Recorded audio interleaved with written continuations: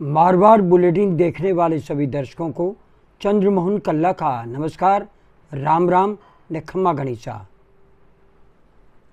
आज के समाचारों को शुरू करने से पहले देश के प्रधानमंत्री रहे राजीव गांधी का आज ही के दिन शहीद दिवस आता है और मारवाड़ बुलेटिन उस महान नायक को शत शत नमन करते हुए इस समाचार को शुरू कर रहा है।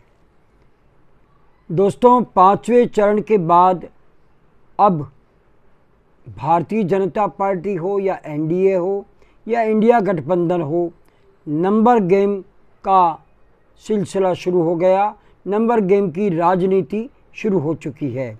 चुनाव से पहले इसकी शुरुआत भारतीय जनता पार्टी ने की थी, प्रधानमंत्री नरेंद्र मोदी ने की थी।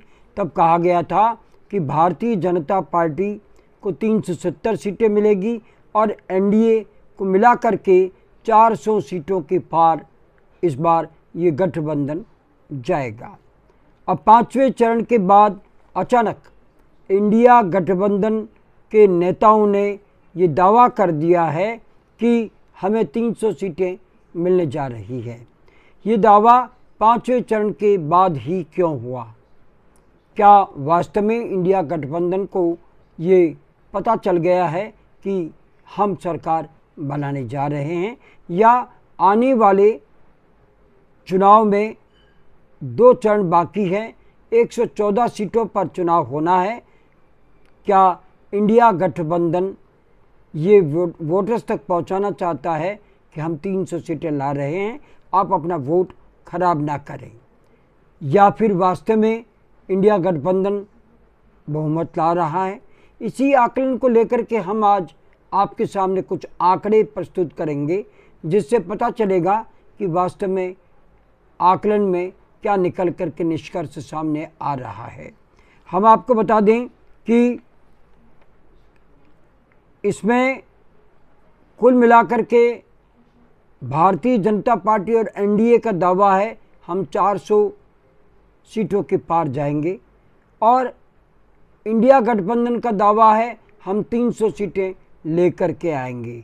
लेकिन संसद में तो कुल 543 सीटें ही है, तो इस 700 के पार का आंकड़ा दोनों राजनीतिक दल, दोनों दल किस तरह से बता रहे हैं, ये समझने की बात होगी। दावे इनके कुछ भी हो सकते हैं, लेकिन वास्तविकता कुछ अलग नज़र आ रही है। हम आपको ये भी बता दें कि इस दोनों गठबंधन में, एनडीए और इंडिया गठबंधन में, मायावती, अकाली दल, पटनायक जैसी पार्टियां इसमें शामिल ही नहीं है और ये 33 सीटों पर दावा कर रही है। तो पीछे बची 510 सीटें। तो 510 सीटों में अगर एनडीए व इंडिया गठबंधन में आपस में बंटवारा होगा, ये तय है। आपको बता दें कि बीजेपी का दावा 400 का, तो इंडिया गठबंधन की बाकी बची 110 सीटें ही आती है। मोदी भक्त खुद भी जान गए हैं कि इस बार 400 पार तो छोड़िए, सरकार बना ले तो बहुत बड़ी बात होगी। तो 110 सीटों में कांग्रेस और इंडिया गठबंधन को इससे ज़्यादा सीटें मिलनी है। ये दावा कि हम 400 सीटें ला रहे हैं पांचवें चरण के बाद में आना वास्तव में हास्यास्पद है। तो ये दावा पूरी तरह से जनता को स्वीकार नहीं होगा। हम आपको ये भी बता दें कि इंडिया गठबंधन की बात करें तो इंडिया गठबंधन को 300 सीटें मिल रही है, इसका दावा वे खुद कर रहे हैं। इसका मतलब तो एनडीए को 200 से 10 सीटें ही मिल रही है। यह भी कुछ बात ऐसी है जो गले से उतरती नहीं है कि इंडिया गठबंधन का ये दावा कि एनडीए को 200 से 10 सीटें मिल रही है, ये किसी के लिए पचने वाली बात नहीं होगी। आपको बता दें कि पांचवें चरण के बाद इंडिया गठबंधन ये क्यों बोल गया कि हम जीत रहे हैं।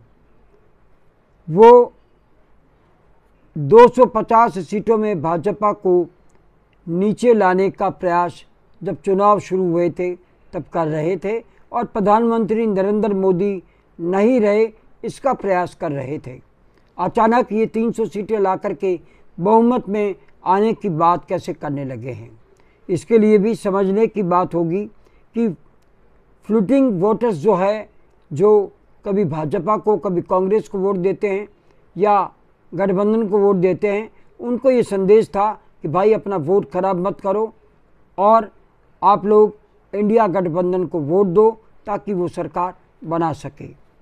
आपको ये भी बता दें कि जहां 400 पार की बात हो रही थी, बड़े बड़े विशेषज्ञ अब कहने लगे हैं कि 272 तक भी ये इंडिया गठबंधन, माफ़ कीजिए, एनडीए और भाजपा गठबंधन पहुंच जाए तो बहुत बड़ी बात होगी।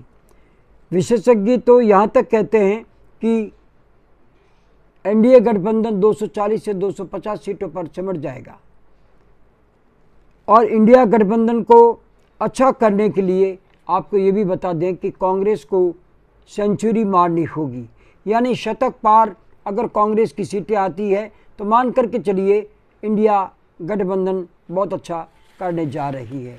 आपको ये भी बता दें कि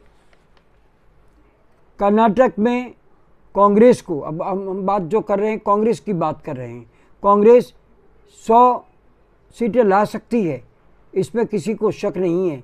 इस बार बहुत मेहनत की है कांग्रेस ने, तो 100 से 110 सीटें लोग मान करके चल रहे हैं। वो किस तरह का आकलन है हम आपको बताने जा रहे हैं। कर्नाटक में कांग्रेस को 12 से 15 सीटें मिलेगी, ऐसा अनुमान लगाया जा रहा है। तमिलनाडु में गठबंधन के साथ कांग्रेस को 38 सीटें मिल सकती है।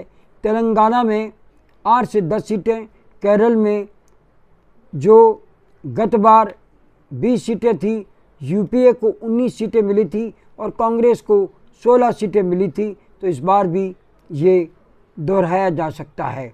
महाराष्ट्र में कांग्रेस को 8 से 9 सीटें मिल सकती है। उत्तर प्रदेश में 4 से 5 सीटें कांग्रेस ला सकती है और राजस्थान में जहाँ पर तरह तरह के दावे हो रहे हैं, 7 से 10 सीटें कांग्रेस को मिलने का दावा किया जा रहा है। हरियाणा में 5 से 6 सीटें, दिल्ली में 2 सीटें, पंजाब में 6 सीटें, मध्य प्रदेश में 2 से 3 और छत्तीसगढ़ में 2 से 3 सीटें मिल सकती है कांग्रेस को। झारखंड में 102 सीटें, असम में 304 सीटें, बंगाल में 203 सीटें और गोवा में 1 सीट कांग्रेस को मिल सकती है। अब बात करें केंद्र शासित प्रदेशों की, चंडीगढ़, लक्षद्वीप, गोवा, दमन दीव, पोर्ट ब्लेयर में यहाँ पर कुछ सीटें कांग्रेस ला सकती है और इस तरह से कांग्रेस को 90 से लेकर के 110 सीटें मिलने का अनुमान विशेषज्ञ लगा रहे हैं। अब हम आपको ये भी बता दें कि अरविंद केजरीवाल दिल्ली, पंजाब और हरियाणा में 8 से 10 सीटें ला रहे हैं। ममता बनर्जी को गत बार भी 22 सीटें मिली थी और इस बार भी 22-23 पर ममता बनर्जी सीटें लेकर आ रही है। शरद पवार को 5 से 8 सीटें, उद्धव ठाकरे को 12 सीटें और डीएमके को 30 से 32 सीटें मिल सकती है। केरल, तमिलनाडु में लेफ्ट को 7 से 8 सीटें मिलने का अनुमान लगाया जा सकता है। नेशनल कॉन्फ्रेंस कश्मीर घाटी में 3 सीटें लाती दिखती है। अखिलेश यादव को उत्तर प्रदेश में 15 से 20 सीटें मिलने का अनुमान लगाया जा रहा है। तो लालू प्रसाद यादव की पार्टी 15 से अधिक सीटें लाने का दावा कर रही है। तो झारखंड मुक्ति मोर्चा 3 से 4 सीटें देने का वादा कर रहा है। हम आपको ये भी बता दें कि अब अगर आकलन की बात करें तो इंडिया गठबंधन को 210 से 240 सीटें मिल सकती है और भारतीय जनता पार्टी और एनडीए गठबंधन को 220 से 250 सीटें मिल सकती है। अगर थोड़ा बहुत भी इधर उधर हुआ तो मान करके चलिए कि दोनों गठबंधनों को कहीं बराबर सीट ना मिल जाए, ये भी अनुमान विशेषज्ञ लगा रहे हैं। अब देखते हैं 4 जून को क्या परिणाम आता है और विशेषज्ञ कहाँ तक सिद्ध होते हैं हम तो सीनियर पत्रकारों की रिपोर्ट और संवाददाताओं से बातचीत, पत्रकारों से बातचीत और आम राजनीति से जुड़े लोगों से बातचीत करके एक आकलन आप तक पहुंचाते हैं। और ये ज़रूरी नहीं कि ये आकलन सही हो, सही आकलन तो चुनाव आयोग 4 जून को देगा और उस समय तक इंतज़ार कीजिए कि यह आकलन सही होता है या नहीं होता है। अब आज्ञा, नमस्कार, जय हिंद, शुभ रात्रि, शब्बा खैर, जय जय भारती।